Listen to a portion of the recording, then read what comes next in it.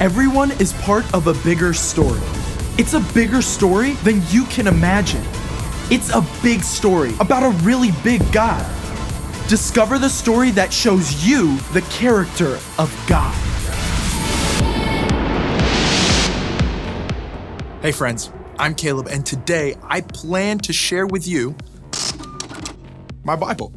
Whether you read God's word on the printed page, scroll through an app, or listen online, you'll discover that you have a role to play in God's story.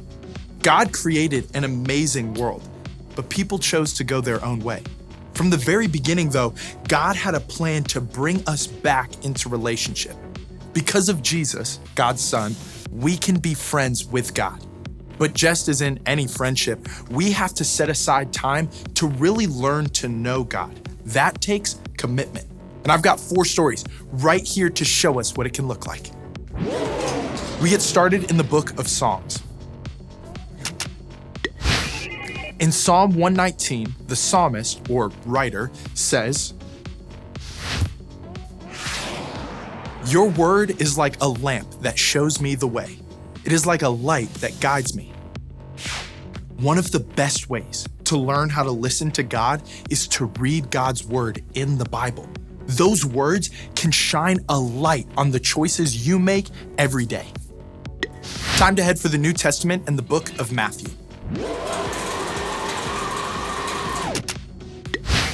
Here, we're in the middle of the Sermon on the Mount as Jesus teaches his followers how to live for God. He says that one of the best ways to do that is to simply talk to God. And you can do that anywhere, anytime, about anything. We stay in Matthew for our next story. Rumors are flying about who Jesus actually is, but it's all under the radar until Jesus asks his friends, "Who do you say I am?" It's the most important question of all time, and Peter's answer hits it out of the park. We wrap up in the book of Mark. Here, Jesus has just warned about living a life that's all for show, like the religious leaders. As Jesus and his followers watch a crowd of rich people toss coins in the temple offering box, a poor widow shows up.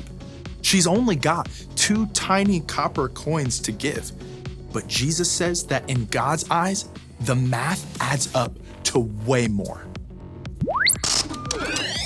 We can grow in friendship with God every day as we practice hearing from God, praying to God, talking about God, and living for God.